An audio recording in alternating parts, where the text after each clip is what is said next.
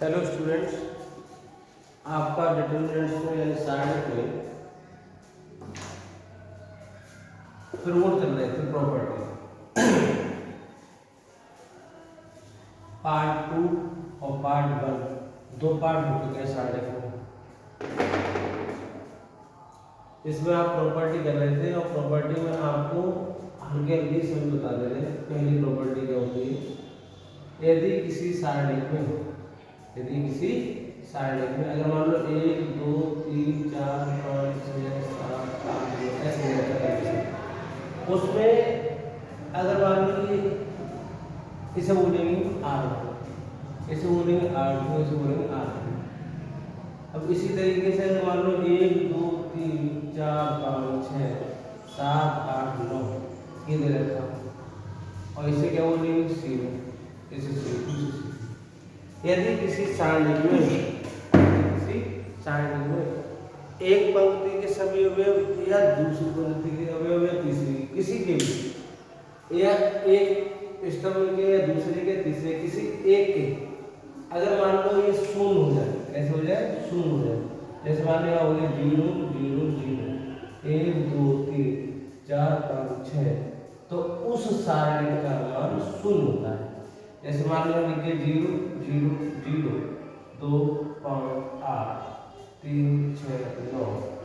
हम ये कह सकते हैं कि यदि किसी सारणिक में एक पंक्ति या एक स्तंभ किसी एक पंक्ति या किसी एक स्तंभ के सभी अवयव शून्य हो तो उस सारणिक का मान शून्य होता है।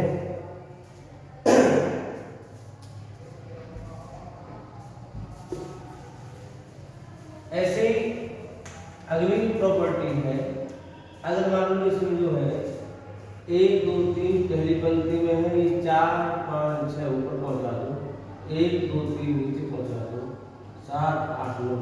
यदि किसी सारणिक में एक पंक्ति यानी पहली पंक्ति को दूसरी पंक्ति में और दूसरी पंक्ति को पहली पंक्ति में बदल दिया जाए तो सारणिक का चिन्ह चेंज हो जाता है। प्लस का क्या होगा, माइनस। अगर यही कंडीशन दो बार कर दी जाए, जैसे एक बार और चेंज कर दिया जाए, अब मान लो इसको नीचे पहुंचा दिया तो माइनस माइनस क्या हो जाए, 4 5 6 या 7 8 9 1 2 3 तो उस सारणिक में कोई प्रभाव नहीं पड़ता। दो बार बदल दिया जाए तो कोई प्रभाव नहीं पड़ता, एक बार बदल दिया जाए तो कोई प्रभाव पड़ता।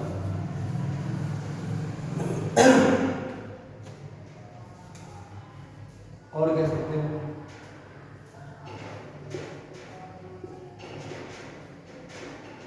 यदि किसी सारणिक में ये क्या है R1, अब R1 को हम क्या कर दे रहे हैं, R1 को बोल रहे हैं स्तंभ। ये क्या है R2 तो इसे करते हैं 4 5 6। ये क्या है R3 7 8 और 9। यदि किसी सारणिक में सभी पंक्ति सभी स्तंभ में बदल दी जाए तो उस सारणिक के मान पर कोई प्रभाव नहीं पड़ता है। अच्छा, कुछ बच्चों के कमेंट्स हैं, कुछ कहते हैं बच्चे कि जो प्रसार है उसमें समस्या है। देखो प्रसार में जो समस्याएं आएंगी तो एक बार रिपीट कर लीजिए। अगर 2 गुना 2 का क्रम जैसे मान लो लिखा 1 2 3 4, यहाँ लिखा हुआ है 1 -3 4 5 ऐसे लिखा हुआ है, या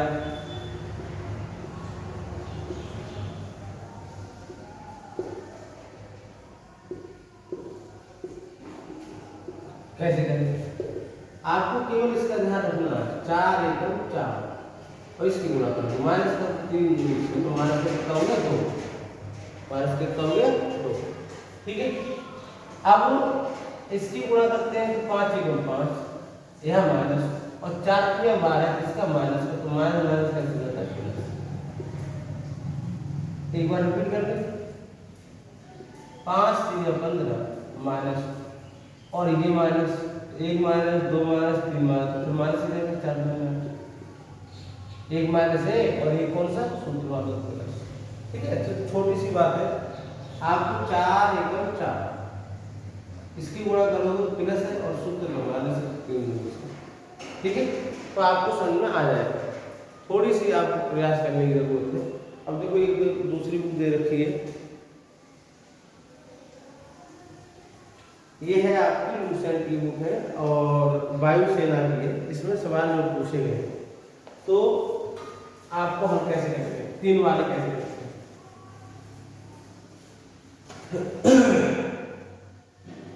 एक सवाल है इस तरीके से दिया हुआ है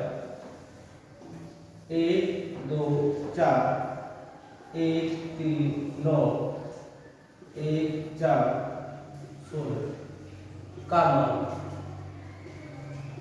ऑप्शन 1 2 3 4 ये ऑप्शन। अब आपको इसे सरल कैसे करना है, जैसे 1 है तो इसके 1 को ब्रैकेट लगा लो, फिर प्लस हमारा फॉर्मूला होता है प्लस माइनस प्लस, इसमें माइनस लगा लो और इसमें 4। एक कई बार पढ़िए, कई बार समझिए। आपको 1 लिखा, जो लिखते हैं उसको छुपा, ये तो पहले से छुपा हुआ है, ये तो छुपा हुआ है, इसको छुपा लो पहले वाले में। तो कौन बचा 16 3 48 और 9 4 26, ठीक है। इसकी इससे गुणा तो माइनस इसकी। अब दोबारा छुपा लो, 16 एकम 16 और 9 एकम 9, 16 माइनस तो वही क्रम तो वही है। अगर पहले को तो छुपाना पड़ता है, एक बार लिखोगे तो एक बार छुपा लो। कैसे 3 9 4 16, ये तो करा था अपन लोगों ने, 16 3 48 और 9 4 36, तो ये तो होगा। अब अगला देख चौथे वाला छुपा लो, 4 एकम 4 दोबारा सुनो, 1 माइनस 2 4, 1 का बाहर है तो एक बार में छुपा लेंगे, 2 है तो 2 छुपा लेंगे। क्या ध्यान रखें 1 2 3 1 2 3। अब यहाँ पर आपका आया, ये क्या हो गया, ये बचाओ 8 में से 6 कितना बचा 2 या 12, यहाँ कितना बचा, यहाँ बचा 7 7 2 14, यहाँ कितना बचा 4, ठीक है। अब आप देखिए 12 और 4 कितना हो जाएगा 16। ध्यान रखें गड़बड़ निकल रहा है, एक जैसे जुड़ते हैं। अब ये प्लस का है हमारा, प्लस का 4 है, प्लस का 16 और 16 में से 12 गया कितना बचा 2, यानी ऑप्शन नंबर कौन सा सही है। रिपीट दोबारा करेंगे। अगर ये आपको समझ में आ गया, 3 गुणा 3 का प्रसार आ गया समझ, तो कुछ है ही 1 माइनस 2 4, 1 लिखेंगे, ऊपर वाला तो छुपा हुआ है, 1 को छुपाएंगे, फिर इसको छुपाएंगे, फिर इसको छुपाएंगे। चलो देखते हैं, अगर इसको समझ में आ गया होगा तो हम इसे अरेंज करते हैं। दोबारा दूसरा सवाल देखते हैं और गारंटी से आपको समझ में आ जाएगा। अब इसमें अगला जो सवाल दिया हुआ है वो है 2 3 4 4 9 16 2 3 4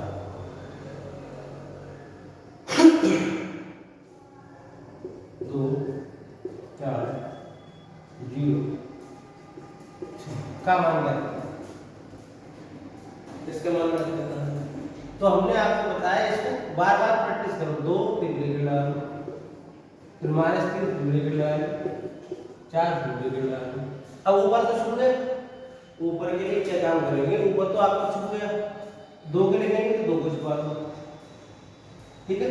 तो 9 4 36 और 16 3 48। अब 3 वाले लिखेंगे तो 4 4 16 16 4 3 12 और 9 2 18।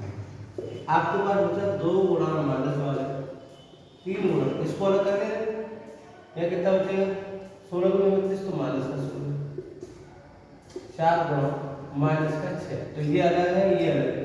अब आप देखिए 12 दूनी 24 minus minus plus 16 3 48 plus minus minus 6 तो 24। अब 24 और 24 चिन्ह कैसे, तो आ गया माइनस का 40। प्लस माइनस गड़बड़ ना करें, अगर प्लस माइनस है तो माइनस, माइनस माइनस है तो प्लस, प्लस माइनस है माइनस, एक जैसे चिन्ह है तो आपके एग्जाम में जोड़े जाएंगे। समझ में आ गया। तो यहाँ पर किसी प्रकार की कोई भी गलती करने की कोशिश ना करें कि प्लस माइनस अगर एक बार गड़बड़ होगी तो गड़बड़ हो ही जाएगी, ठीक है। समझ में आ गया होगा। अब एक सवाल आपका और है, पहले हम इसी प्रगुण वाले सवाल को लेकर आए हैं। प्रगुण वाले सवाल इसलिए लेकर आए हैं क्योंकि यही गलती करते तो प्रगुण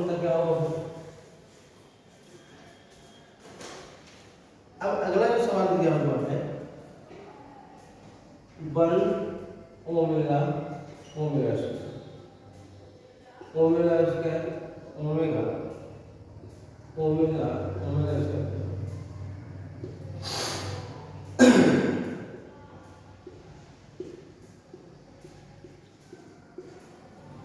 वैसे तो क्रम इसका ये है, आपको पहले वीडियो में बताया था, अगर तीनों को जोड़ दिया जाएगा तो 1 प्लस ओमेगा और ओमेगा स्क्वायर क्या होता है 0।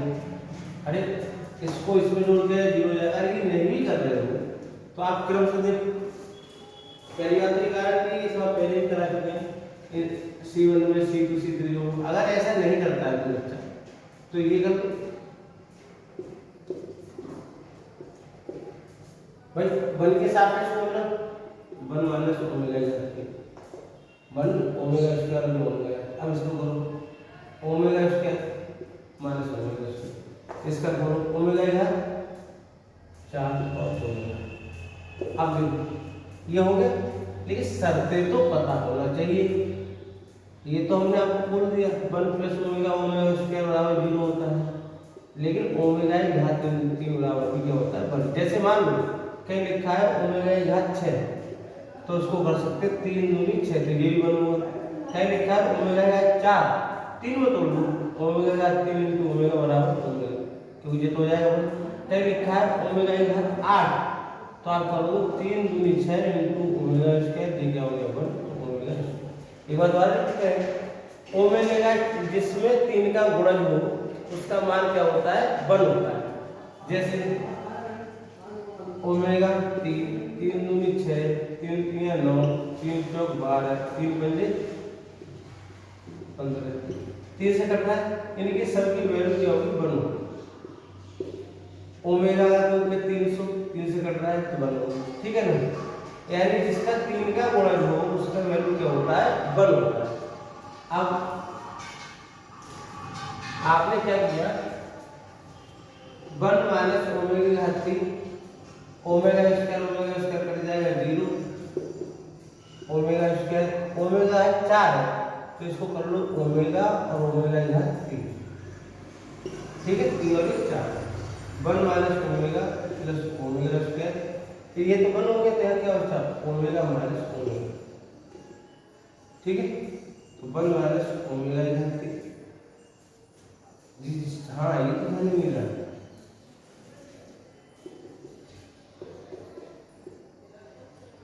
ओमेगा का कितना होता है 0 और ओमेगा इंटू ओमेगा का 0 ये भी 0 ओमेगा स्क्वायर, यहाँ क्या बचा ये तो 1 हो गया ओमेगा माइनस ओमेगा, तो ये भी पूरा हो गया 0।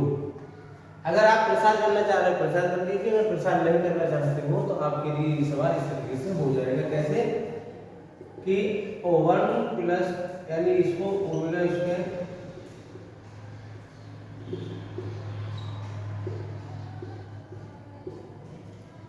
आप यहाँ पर जिसको चाहें चाहे R1 में चाहे C1 में, मान लो C1 इस प्रकार है कि C1 में C2 और C3 जोड़, अगर ये जोड़ेंगे तो ये सभी चीज कलेक्ट कर दो इसको 1 plus omega square 1 plus omega square 1 plus omega square, और ये ऐसे ही है।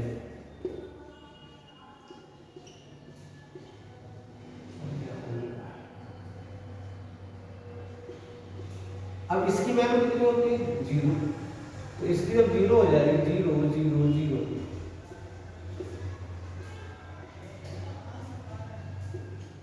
तो कैसा हो जाएगा 0। क्यों?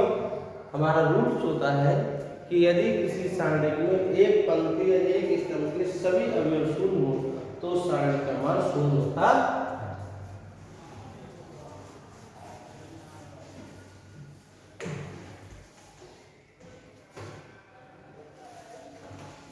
इसी बुक्स में आगे हम सवाल चलेंगे, सवाल बहुत सिंपल है।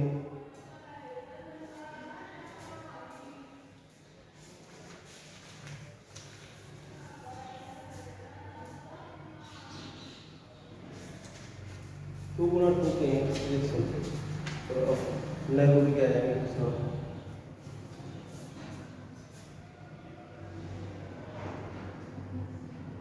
4 - 3 एंड 5 बराबर -8।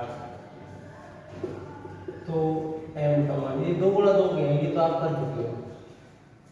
तो इसमें ए ऑप्शन कितना है 4, बी ऑप्शन कितना है -4, सी और डी। तो आपको ये तो इसकी इससे मल्टीप्लाई करना 5 और 20 माइनस माइनस प्लस 3 है, ठीक है।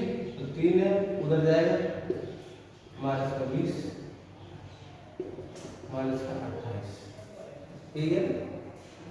4 माइनस 3 सॉरी प्लस 8, तो कितना बचेगा माइनस का 12, 3 चौक। ये तो सिंपल है, इसकी इससे मल्टीप्लाई होगी, इसकी इससे मल्टीप्लाई होगी। एक बार माइनस है, एक सौ माइनस है, प्लस हो गया। ऐसे सवाल आपकी एनसीईआरटी में शुरू में एक्सरसाइज होती हुए हैं। जैसे ये अगला सवाल है दूसरा, x को तो x का मान 4 की 1 से 4x, 15 चौका 60 बराबर 0, 4x बराबर 60, 4 एकम 4, 2 बचा 4 20, x बराबर 3, ठीक है। अब आपके जो सवाल चलते हैं क्योंकि एनसीईआरटी बुक का भी प्रयोग कर रहे हैं धीरे धीरे।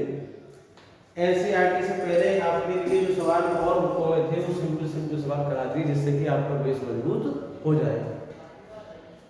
अब एक दो सवाल एनसीईआरटी की और बता रहे हैं, क्योंकि एनसीईआरटी बुक अभी हमारे पास उपलब्ध नहीं है, दूसरी बुकें हैं, उसी से बता दे रहे हैं।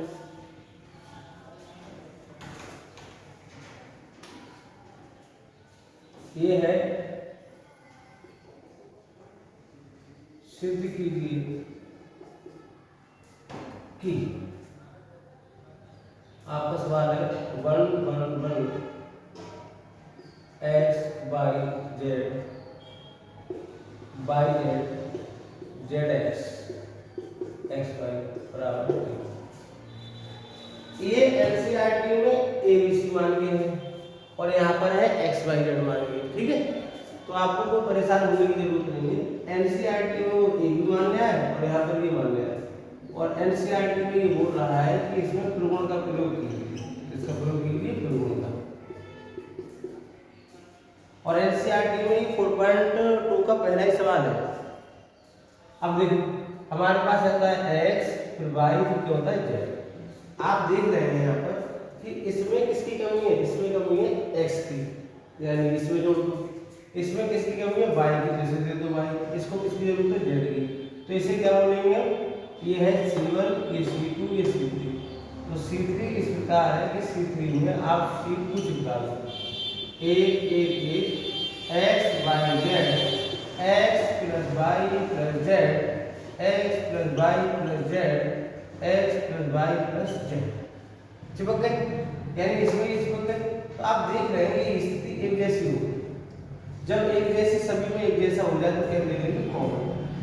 x plus y plus z जब कॉमन लेंगे 1 1 1 x y z, यहाँ 1 1 1 तो हम कह सकते हैं कि यहाँ पर x plus y plus z गुणा कितना है 0। तो ये क्या हो गया, क्यों हो गया, क्योंकि आपका मालूम है कि ये क्या है C1 जो है वो किसके बराबर है C2 की।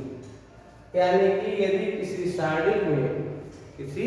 सारणी में दो पंक्ति और दो स्तंभ के अवयव समान हो या पंक्ति समान हो या स्तंभ समान हो तो उनका मान क्या हो जाता है, 0 हो जाता है। आपके मन में विचार चल रहा है वो क्यों नहीं इसमें जोड़ दिया जाए, कोई दिक्कत नहीं है, चाहे C2 में C3 जोड़ो चाहे C3 में C3 जोड़ो, ठीक है। ये एक दूसरे के मित्र हैं, इसमें ज्यादा अधिकता है, इसमें दो अवयव है, इसमें सिंगल, इसलिए इसको अपनी तरफ खींच लिया। क्या C3 इस प्रकार है कि C3 में क्या जुड़ गया C2, ठीक है ना, इसमें ये जुड़ गया। तो इसका मतलब ये होता है कि ये क्या हो रहा है, चेंज हो रहा है। यानी C3 इस प्रकार है कि C3 इस प्रकार है कि C3 में C2 जोड़ दो, सही है नहीं, आपको समझ में आ गया। अब एक सवाल आपको और सिंपल सा है,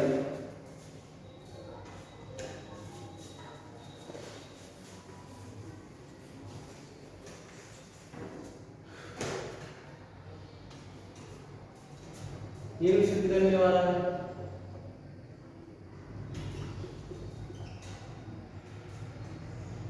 one one one A B सी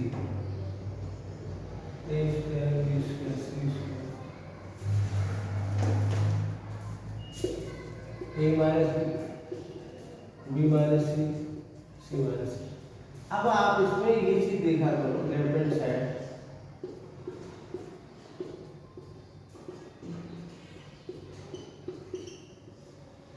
आपको रास्ता कहाँ मतलब जाना कहाँ है, ए माइनस बी। अब ए माइनस बी आएगा तो जब इसमें से ये घटेगा, बी माइनस सी जब इसमें से ये घटेगा, यानी इसमें से अगर ये C1 है तो ये C2 है, तो आप लिख दो कि C1 इस प्रकार है कि C1 में से C2 हटा दो, आराम आराम से बाहर निकालना। एक में से एक गया 0, a minus B A square minus B square, हट गए। ये ऐसे ही सही है, हो गया। अब यहाँ लाना ए माइनस बी आ गया, C2 इस प्रकार है कि C2 में से C3 घटा दो,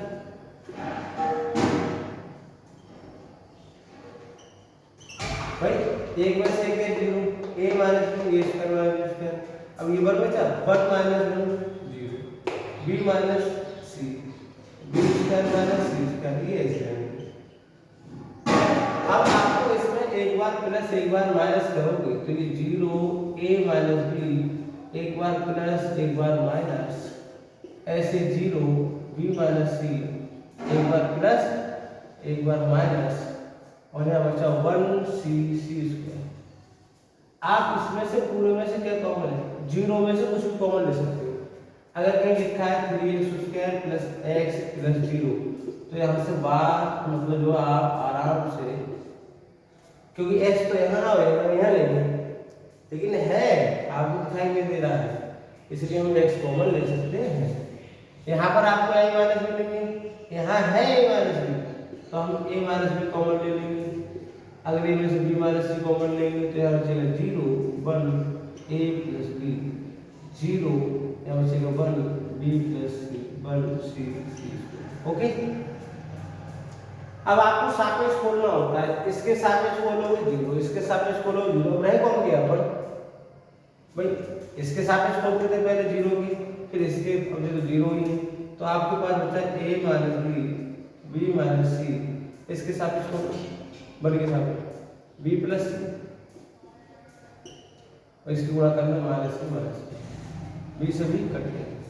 आपके पास जवाब आ गया a minus B minus C minus C. और मोस्ट इम्पोर्टेंट है, अब इससे आगे के सवाल आपको अगली वीडियो में मिलेंगे। आपको मेहनत से पढ़ते रहिए। जय हिंद, जय भारत।